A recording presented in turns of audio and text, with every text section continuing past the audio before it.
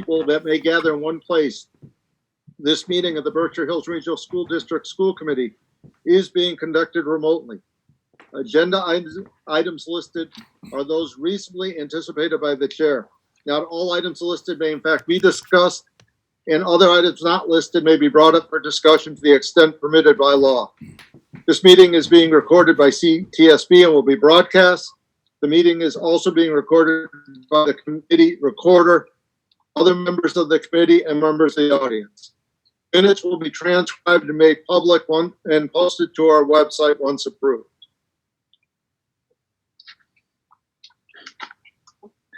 Okay.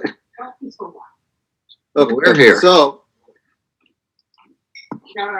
I just want to start off with just a bit of housekeeping. Next Thursday, we had agreed to meet every Thursday. So we will be meeting on the 24th as long as I can get a quorum, because there will be business that we have to take up. So if anyone can't make it, just email Peter and I, please. But we will be meeting at 6 o'clock next Thursday, the 24th.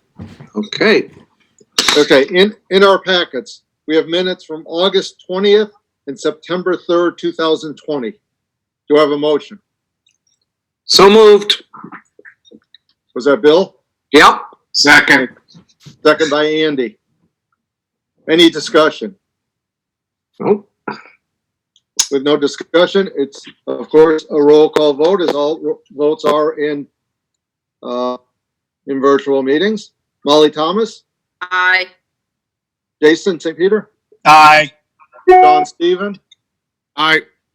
Diane Singer? Didn't see Yes. her come in. Oh, there you are. Yes. Good, great. Terrific. Andy Potter? Aye. Ann Hutchinson? Aye. Bill Fields? Aye. Rich Tahoney? Yes. And aye, it's unanimous. Peter, we'll turn over to you for the superintendent's report. Okay, great. Hello, everybody, and welcome. So a couple things. I'd like to start with Ben. At a couple of meetings ago, we had the unanimous vote to rename the school after W.B. Du Bois, and Steve Bannon and I asked Ben to make some remarks on that. So let's start with Ben. Thank you very much. So excited. So 2 weeks ago, I was really proud of our district and the school committee. Thank you very much. I feel really honored now to be the principal of the W.E.B. Du Bois Regional Middle School. It's been a long time coming, as a lot of people said at the meeting, and it just was a real nice cap to some of the work we've been doing over the past 3 years at the middle school, and I know in the district. As you know, in 2018, it was the 150th anniversary of his birth, and I worked with a lot of community members as well as faculty at the school to start to infuse the study of Du Bois into the school. And we did a collaboration with the school in Philadelphia. We did a visit out to the UMass Amherst Du Bois Archive, and teachers have been slowly integrating Du Bois into the curriculum. It's not easy. His language is pretty floral. It's very 19th century.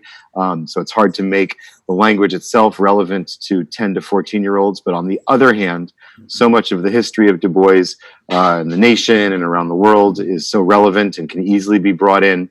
And then also so much is really interesting about, in my mind, about just his love of Great Barrington, his love of the Berkshire Hills, and his love of the Housatonic River and the Housatonic Valley.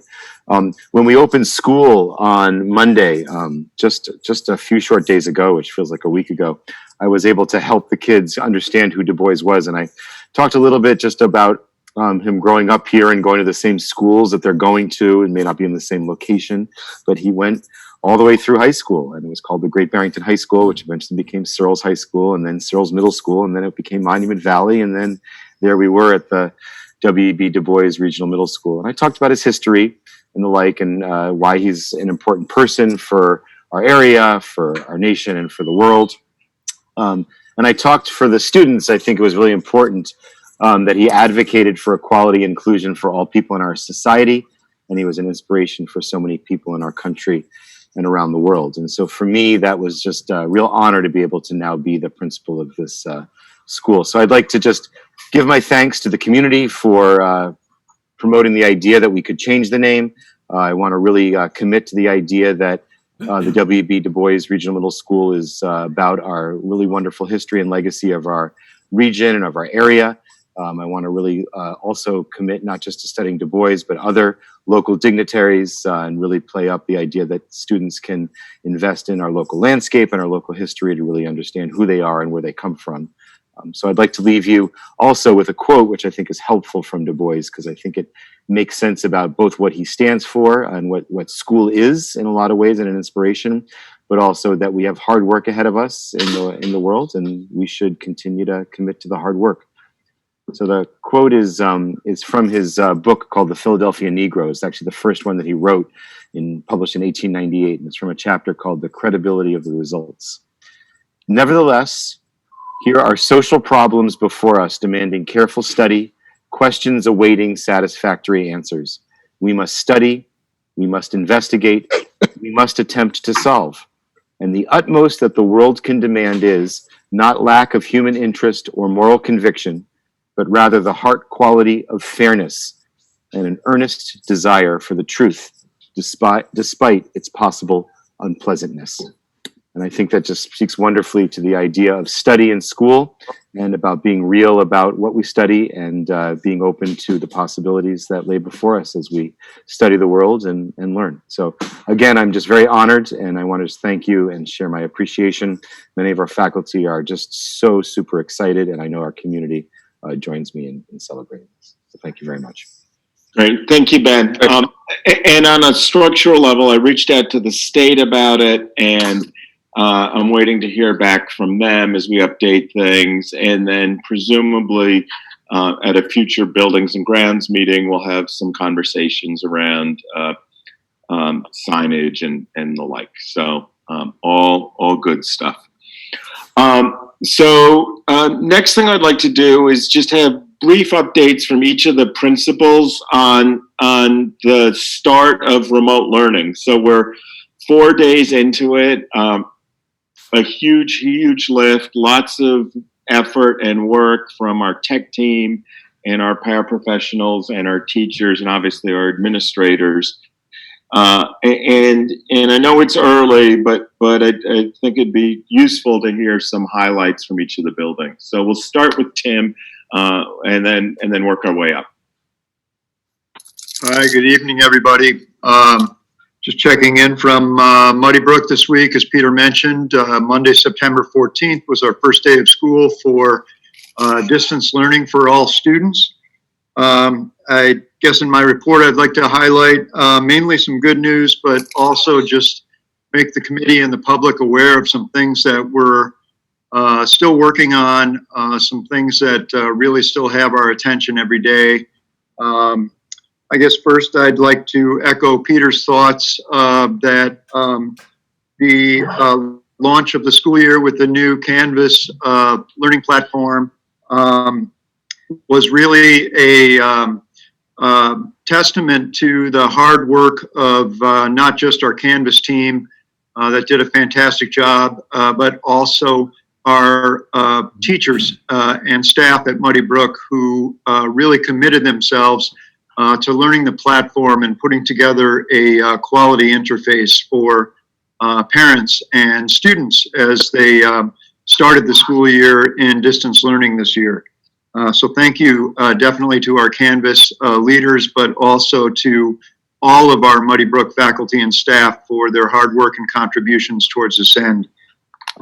Participation this week in distance learning has been hovering around 90%. A little bit better on some days, very strong on the first day, dipping off on a couple days later.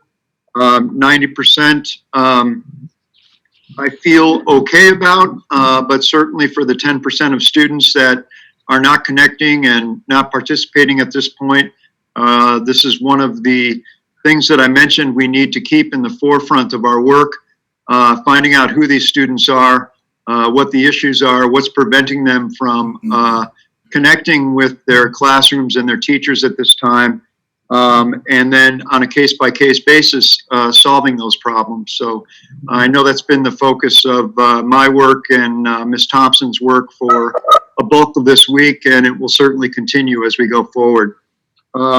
I also just wanted to thank our parents and point out parents, their expression of support directly to teachers and to me most recently for recognizing the quality and the engagement of our distance learning program to start the year. I've heard some really positive responses from our parents as we've started the year. I don't know if I've mentioned it before or if Peter has conveyed, but at Muddy Brook, we've endeavored to start the year with a focus not so much on intensive academics, but really instead trying to build meaningful class communities and also build confidence and comfort with the Canvas platform so that students could quickly become independent. A couple other things that I just wanted to point to that are kind of on the forefront of our work right now. Continuing to prepare for the hybrid model that is now a little more than 2 short weeks away if we're able to stay on that agenda. There's quite a bit of work that we have to do, and in the office and for myself and Ms. Thompson, part of that work is to be creative with staffing so that we make sure that we have the staff present to deliver face-to-face instruction when the students indeed return. And then another challenge that I also think will be addressed a little bit later in tonight's meeting is just the more global challenge that we face with the nature of distance learning and not being an optimal fit for the needs of our youngest learners. Developmentally speaking, students in the early childhood programs of pre-K, EK, and K, it's really quite a lift to be able to provide a quality program. I'd like to recognize our teachers for doing their very best in doing so, but the nature of young children and the way that they learn best has really presented some challenges that I hope we can address, and that I know it's on the agenda for a little bit later in the evening. So that's about it. Once again, thank you to all the Muddy Brook staff and for parents who have reached out this week to express your support. Cool. Thank you, Tim. Ben? Yep. So I just went, so I'll try and keep it short. I just want to agree with Tim that I'm just so excited for school to have started. The students were just so eager to come back, and the teachers, the paras, just the entire staff, the secretaries, the custodial staff, everybody worked so hard the first several weeks to lead up to it. I'm just so appreciative. So I just really share Tim's reflection on how hard people worked. We started off the school year with a convocation, which is actually a huge word for middle schoolers. So I had to do a big explanation. That's just another fancy word for all school or assembly. But we did a nice thing on Monday morning. It was very well attended by students, and then really kicked off our ability to then, as we do, collect and connect and engage kids. And I was very impressed with attendance. We're hovering around 95%. And even more on some sessions. That's just a testament to the outreach, and I think also how excited the kids are, and also a little tech savvy, a little more tech savvy middle schoolers are, I think, than elementary students. So we've had some really good engagement. We started off with what we're calling Crew this year, which is our advisory program. It's a group called Expeditionary Learning, which has some really great progressive curriculum, and we're really trying to dive deep with connecting and collecting students and engaging them. So our advisors, our crew leaders have done a lot of work. We did a lot of grade team work in the first Monday and Tuesday, connected with kids on Wednesday, and then today really started in earnest in classes. So that was really exciting as content got started today, but it was really nice to just do all the investment. I also want to echo Tim's appreciation for folks just getting involved in Canvas, getting the curriculum pieces there, really starting to teach kids how to use the system. And we've been just really impressed with how excited kids are to be at school. They just want to be there and do things. And so it's really nice. I think kids didn't realize how much they needed school. So that's a real exciting moment. We all love school. But it bodes well for the next couple of weeks as kids connect every day and are starting to do activities. We're doing longer learning blocks in the upper grades, and I think that's also going to allow us to dive deep. And we're also starting each day in crew within our younger grades, which I think for the first couple of weeks is actually really great as a base for kids to launch. So we have a lot of stuff planned, and so far so good. It's been a really nice engagement. Great. Thanks a bunch, Ben. Christy. Hi, everyone. So I also want to start with some appreciations. None of this would be possible if it weren't for the hard work of many, many, many individuals. And so I'm going to kind of go through a whole list of folks I want to thank for some specific work that they've done. I want to take a moment to recognize all of our paraprofessional staff for all of the support that they've been giving teachers in this opening time around organization. They've been helping distribute materials. We've been distributing Chromebooks. We've been distributing laptops, chemistry materials, art materials, textbooks. We've had pickup going on all week this week with folks coming in the front of the building to pick things up for their children so that they can be engaged and successful in their academic experience. I want to thank our custodial staff for all the extra cleaning they're doing to keep the building clean and safe for teachers to be here and in preparation for our students, because we're working really hard to set up for the hybrid model. They started actually moving furniture around today, and we're putting things in storage. So it's a big lift, and I want to thank them for that. I want to thank all of our office personnel and the guidance department for all of the work they've done getting information out to families, both electronically and through our mailing, which went out really late this year, but they worked really hard to get it done. And poor Dee Dee and Mike Powell were literally working on schedules to the last possible moment. And they put in a lot of hours to make that happen, and I want to make sure to recognize them. Our food service, our nurse, Peter Falkowski, have all been working very hard on preparation for students to come into the building, looking at the protocols and procedures we're going to need in place, particularly at the high school around shops, like how to run a hybrid when we're in automotive, in horticulture. How do you do culinary in this environment? So we have a lot of things that we've been figuring out with those folks, and I want to appreciate them for that. Steve Soul's been involved in a lot of those conversations. Of course, I need to thank the teachers for all of the work they did in the first 11 days, really in their own learning as they tried to do this big lift around Canvas. And I've actually been very impressed with what they've been able to pull off. I'm not surprised that they've been very collegial and supportive of one another, and one person learns something, and then next thing you know, the next day we're having a session in the library showing each other how to integrate apps and things into Canvas. So I want to give them appreciation for that as they took on this new challenge. I want to thank families. I really want to appreciate how patient families have been as we have tried to navigate this uncharted territory.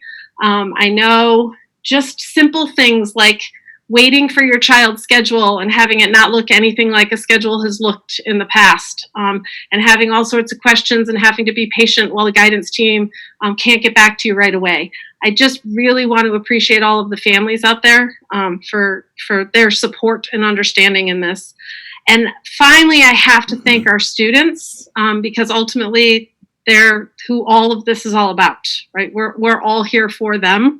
And their energy and their showing up this week is just really, I think, filled us all up and fueled us through some really difficult times.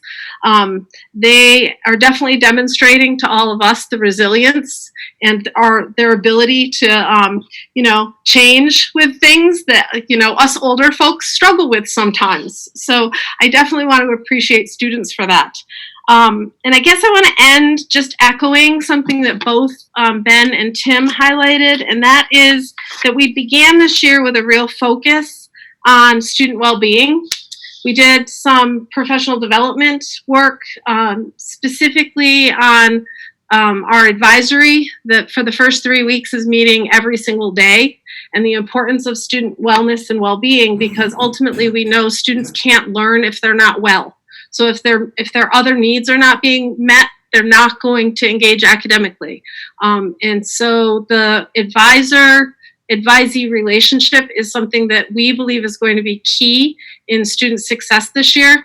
And we've integrated into everything that we're doing. I think Monument has always prided itself on our ability to build relationships with students and families, and it's something that we really want to continue and be very deliberate about in this environment. So thanks, everyone. Great. Thank you all.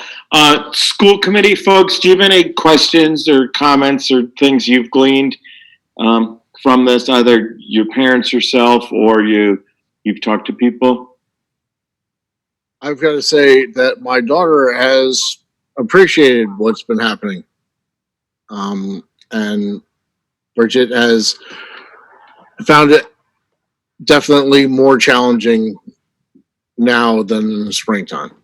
Good. Yep, that's good. Anybody else? This is Bill. I just want to repeat what kind of Christy has said and the other two principals. I've been in all the buildings, and there's a lot of anxiety. There's a lot of pressure. The teachers, you could feel it in the buildings. I went in Friday. I can say that they've come through this. It's every day is a challenge. As one teacher told me, there's going to be good days and bad days, but we have a staff that has risen to the challenge. I understand the awful transition that's from somebody who was not at all equal to remote learning.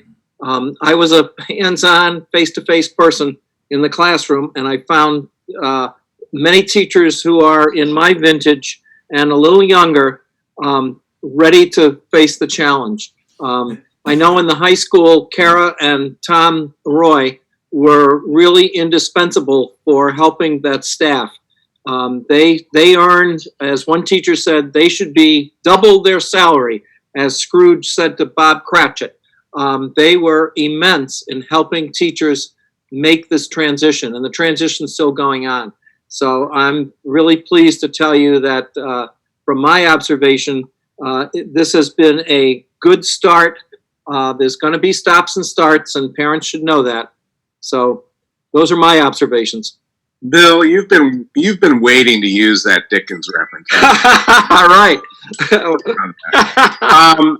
Yeah, I ran into one 12-year-old young gentleman about 12 years old who told me he would love it if the learning management systems would just go out of business. Yeah. That's all I got. Okay, good. So let's transition to the next thing. And Bill, I'd like you to pay particular attention to our health protocols. Okay. We're making a point of keeping visitors out of the buildings. All right. So we got through our safety and security system, and we're going to be a little tighter going forward. So what you guys have is a big packet that we put together. Our nurses and Steve Soul and I have been working on this, and we got some nice help from Christina Lenfest, who's the nurse over in Richmond, as well. The first few pages are ours, and most of the rest of it is state guidance. And I think the big thing for me to reiterate, and I'm making a point of doing this publicly, and then we'll send it out to parents, and then we'll send out more stuff. But we're all in a compact with each other, right? And the way we can work to support our own health is to be quite conservative in our actions and our decisions. And the document starts with a daily student and staff screening tool where you go through this checklist of things, and if you have any of these symptoms, if you're a staff person, you call your boss and you say, I got some of these symptoms, and you either stay home or go home. And if you're a student and you have you make arrangements to connect with the nurse, and then the expectation is that a parent shows up and picks up a kid within half an hour, right? This is going to be really hard, particularly as we get to flu season or even allergy season, and symptoms show up that could be COVID related or they could be hay fever related. And the nurses have extensive training and a lot of tools around this, and they'll make calls around this. And the way we can support them and support the collective welfare of the community is to be responsive. So that's sort of the highest level thing. The rest of it is as you go through is largely self-explanatory. The big thing that people keep saying, all the experts on this, are wear masks, wash your hands, use hand sanitizer, and be thoughtful, deliberate, and careful. And the Berkshires has done a really extraordinary job of keeping transmission rates low, and hopefully we can maintain that. As you continue to go through, there are different things that happens if somebody has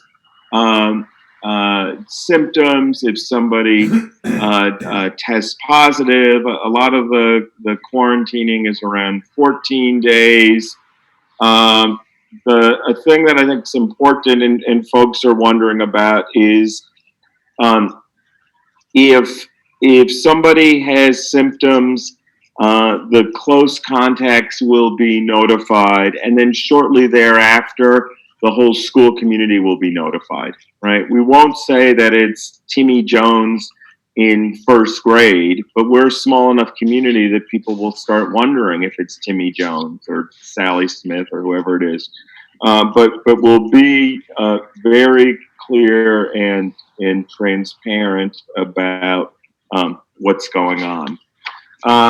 As you go through the documents, there's some now like sheets that explain if this happens, then what happens next, and that's really the state guidance.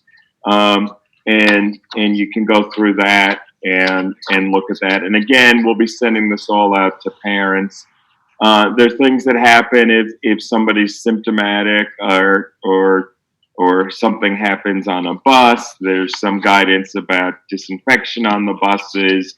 If students are symptomatic at school, if people are symptomatic at home, and staff symptomatic at school, and then it concludes with what happens if there are multiple cases in a school or district. And there's some guidance there. There are lots of people for me to call, local public health, our own school physician. The state's put together a quick response thing, which is like a mobile home that could come out.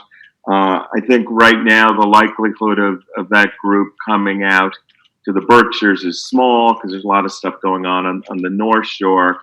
And I hear there's talk that there may be a Berkshire-based equivalent of that if we needed to do a lot of testing quickly. So I just wanted to go over that at a high level. Some of this also overlaps with the negotiations we're doing with the unions, and we hope to conclude those soon. We think those are going nicely, and we'll talk about a meeting next week where we potentially might vote on a MOU. Okay. So that's what I got. Any questions or reactions to that? I know some of you were able to read the document in advance. I have one quick question. Yeah. If we have a child who's symptomatic, the document includes scenarios where the kid is not tested and still comes back to school. My first question is, why is that even an option? I see the option for test positive and test negative, but why we even have this option for they come back to school without a test? And two is, it seems like the time for the kids who don't get a test, they come back 10 days after they're better, but everywhere else in the document, and frankly, everything I've heard Is In 14. every industry, it's always been 14 days. So those are my two questions about kids who test positive. Yeah. Or kids who have symptoms. I'll check on it again, and it came up in a conversation today. I think it's likely we'll stick. Some of the guidance, like this stuff keeps changing constantly. From the time we printed the documents to today, it may have shifted from 10 days to 14 days. So that's one thing. Right now, there are two choices. There's you get a test or you quarantine for 14 days. Like we did with the mask policy, we may come back to the school committee and have or request a policy around a higher standard than the state standard, right? So I would voice my position for that. If a student or a faculty member, for that matter, is out of school because they have COVID symptoms, that they need to get a test. That there's no test option. From just a caregiver part for the kids, if a kid's going home with a fever or cold symptoms, I want them to get a test for setting aside the school committee for their own good, Right. but certainly for the school committee. And tests are pretty readily available in Berkshire County. yeah, no, I agree with you. I want to get a little legal advice on that, just so it's all the ducks are in a row. But I'll likely come back. The lawyers screw everything up. Just do what you think is right. Yeah, I'll likely come back to you a week from today with that. First of all, I hate to say this, I agree with Rich on both the lawyers screw everything up and that there's no one who should not get tested. Can I jump in on this pile-on? You may. Okay. Andy? But I think that's what he did. He agrees. I'm piling on. I don't have to say anything. I'm just wait. Yeah. Okay. So I'll come back to you with a clear ask next week on that. Right. I just want to gather a little bit more information. Other reactions or things you're wondering about the document or how we're proceeding? I commend you for working with Christina Lenfest. She's really emerged as a leader in the field on not only the making schools safe, but also the effects of not being in school has on kids and balancing those two factors. So I think I'm glad she's partnering with us and really helping us out. Yeah, I mean the combination of Christina and then our own Becky Donovan, It was great as well, and also a leader in the field. Yep. Rhonda Patrick up at the high school, and then our newest nurse, Hillary Bashara, is really quite powerful. So we're lucky to have them work with us and be in our orbit. They're doing good things. A future document that we're fine tuning now is one that's more about building-based protocols, entry, dismissal, lunches, cleaning, things like that, and we hope to share that with you next week. Okay, so that's something to look forward to. The next thing we have, and Tim shared this with me as a memo, are some potential changes to the early childhood programs. And it's really quite well articulated. I want to put a little caveat in it.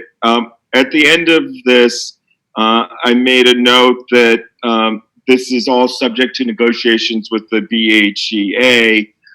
So we'll be doing that. But let me let Tim talk you through his document a little bit, and then you can respond to questions that you might have.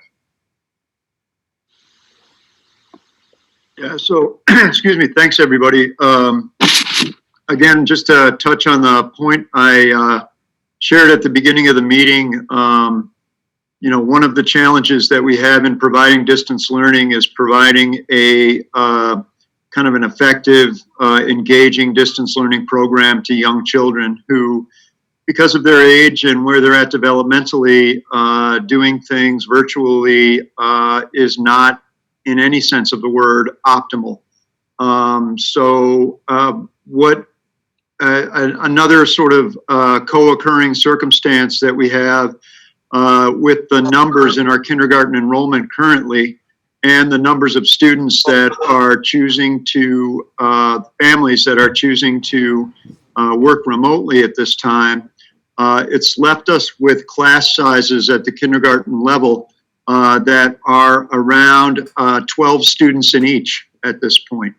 And given our assessment of the needs for physical distancing in our kindergarten classrooms, information provided by Steve about the capacity in those rooms with teachers working, we have an opportunity to move from the hybrid model of 2 days on and 3 days off for our kindergarten students to offering them a program that could include 4 days, Monday, Tuesday, Thursday, and Friday, in a full day face-to-face experience with their teachers and their peers.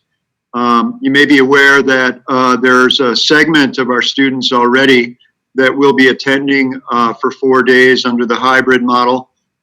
Essentially, the kindergarten, the entire group of kindergarten students would be joining that model. Another thing that I learned today, just based on some more updates to our enrollment numbers and sort of some constantly shifting numbers, is that we have a mixed class this year of EK kindergarten, and we have a class of early kindergarten that we've had for a long time. But we're in a similar place, a very similar place right now with numbers in those two classes. So these are students who are 4 and 5 years old. Students, again, who for whom distance learning is not in any sense, the most optimal means of delivering instruction. And so now we have an opportunity also that I did not share in the memo at the time I wrote it, but now appears to be a possibility for us to bring students at that age level back for a program that includes 4 days of face-to-face learning. The one exception in our early childhood programs remains the pre-K program. And the pre-K program serves students who are 3 and 4 years old. Our pre-K program is essentially a special education program. Its primary purpose is to identify and serve students who are identified to be in needs of services, speech, instructional services, occupational therapy, physical therapy, et cetera, intervention services at early childhood. And then another part of our integrated pre-K program is that best practice indicates that we will always balance the identified students with a cohort of typically developing peers. And we call them peer partners. And so the proposal that, the modified proposal that I'm asking the school committee to consider tonight is that for the pre-K, we would be in a position where, due to staffing changes and the needs that we have around faculty and staff in the early childhood level having to work remotely, we are still able to serve the students who meet the identified category 4 days a week. And then we would offer the hybrid enrollment for the pre-K peer partners. So 2 days in, 3 days out, continuing a program of distance learning for them on the days that they're not here. The second piece of the proposal is that for kindergarten students, we move to a model when we go to the hybrid of operating 4 days a week, again, subject to negotiations and preparations of the space and the program, so that those students can have a more enriched face-to-face experience that's going to be a more developmentally start to their school career at Muddy Brook.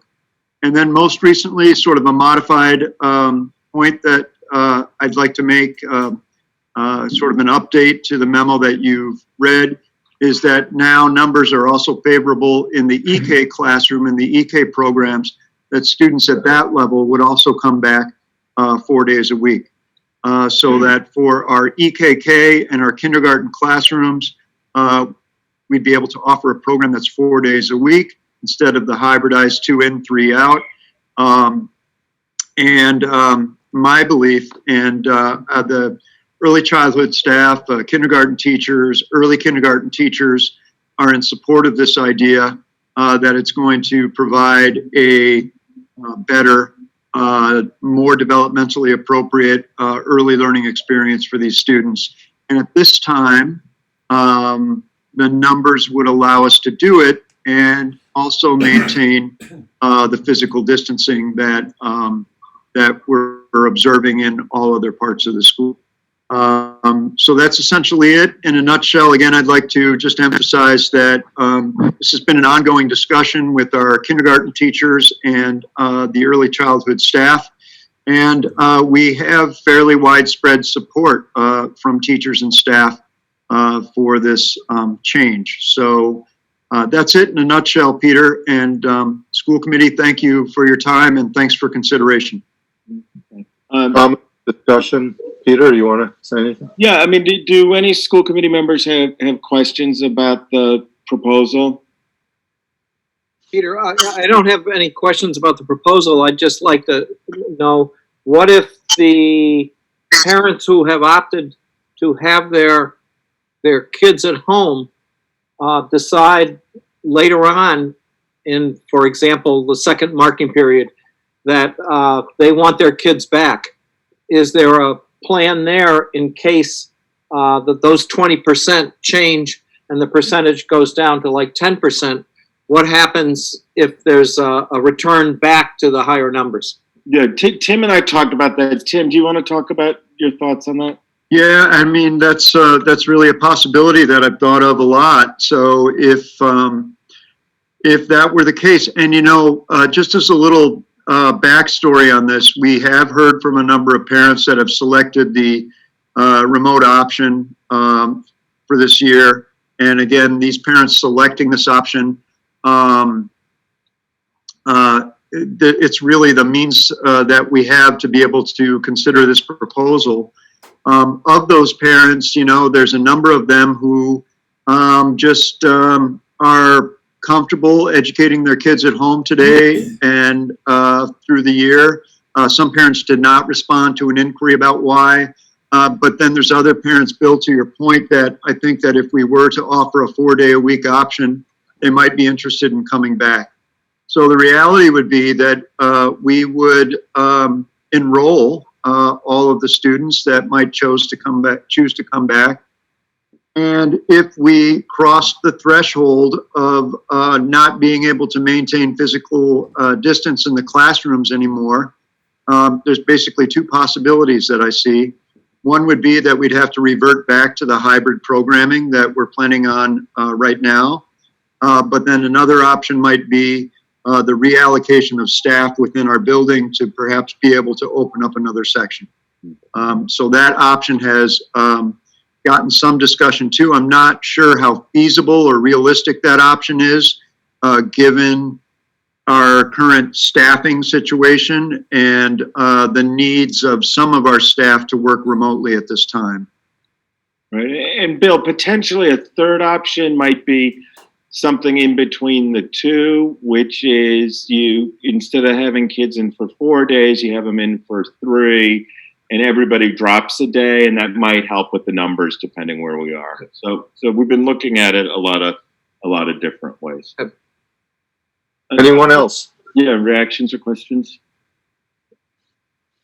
So just to be clear, so the families that have opted for pure home learning, they do, at some point, they will have an option to come back or not? Yes, that's my understanding at this time. So I know that we discussed at one time having to put a commitment attached to the parents that have selected home learning. And there was some review done to that, and I don't believe that that commitment was ever operationalized. So, and I'm not sure that it would be permissible either. I think that it would be voluntary, and I do know that for a few of the parents that have opted for remote learning, There were some initial discussions that I had asking parents to make a commitment of 1 academic quarter, about 9 weeks. And most were fine with that.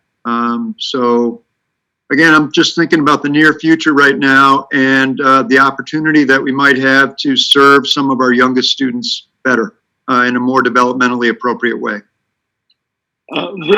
Rich, to speak to your thing a little bit, the thinking is if somebody wants to go from hybrid to remote, they could do that on a dime. But if they're going back the other way from remote to hybrid, we kicked around the idea of doing it at the end of marking periods, but we probably need at least a few weeks so we don't have a yo-yo effect.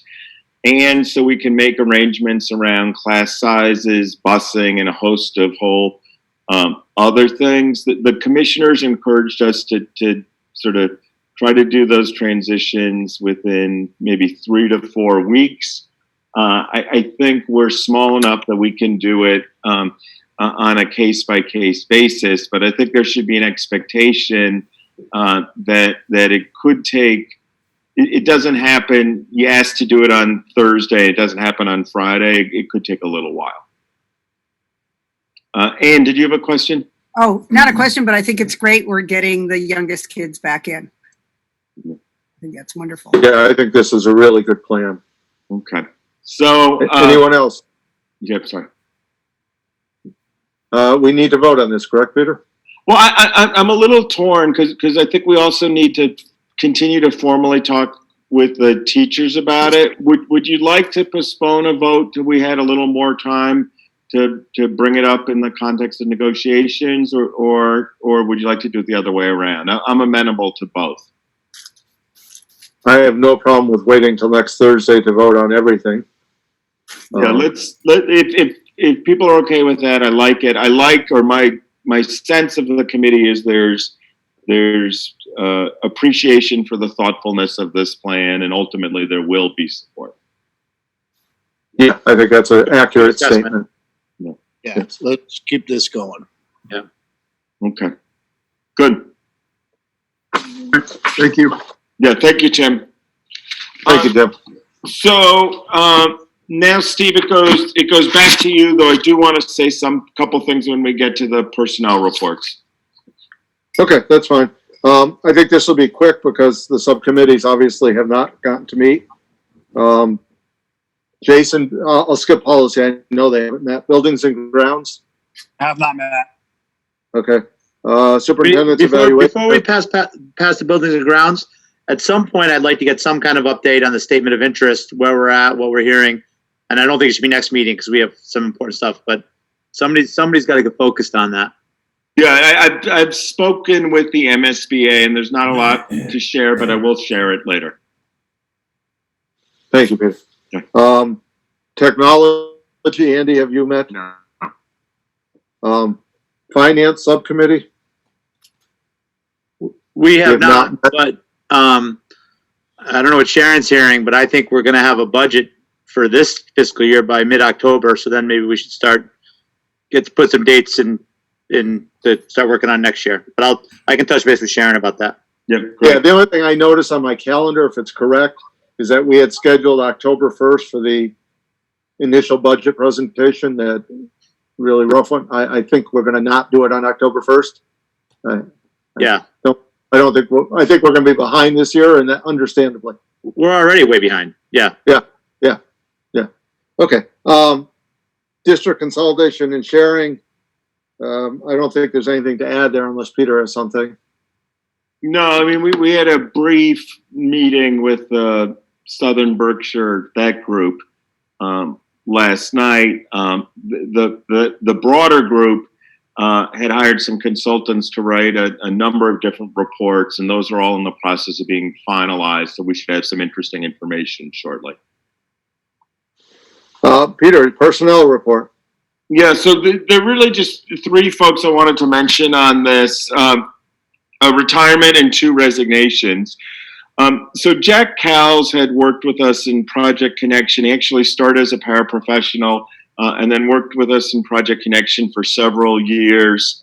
He has announced that he's going to retire effective October 16th. So I just wanted to thank Jack for his work there. I think Project Connection has been an outstanding program and really impactful on a lot of kids. And Jack's contributed quite a lot. So I'd like to recognize him. The next two are also interesting and both very thoughtful people. Emily Olds has been with the district for, I think, 23 years. She worked in the high school in 2 different roles and then reinvented herself and did some really exceptional work as an ESL teacher at Muddy Brook. I'd like to thank her for all her efforts. She was presented with a really interesting opportunity in Pittsfield. So she's taken that opportunity and we support her there and look forward to keeping in touch with her.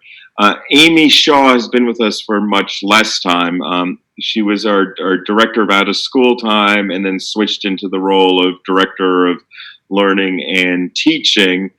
She was also afforded a really interesting opportunity to be an assistant principal for learning in Pittsfield, and she's moving over there. So we're relaunching our director of learning and teaching search. We've got a number of good applicants, and we hope to do interviews shortly. So I'd really like to thank Jack, Emily for a tremendous amount of time, and Amy for a short amount of time, but a nice amount of impact. The rest of the personnel report are largely stipends around summer work. Thank you, Peter. Sure. Any old or new business to come before the committee? Hearing none, we will stand adjourned by unanimous consent. Thank you, everyone. Yeah, thank you. Have a We'll good see you night. Thursday. Thank you.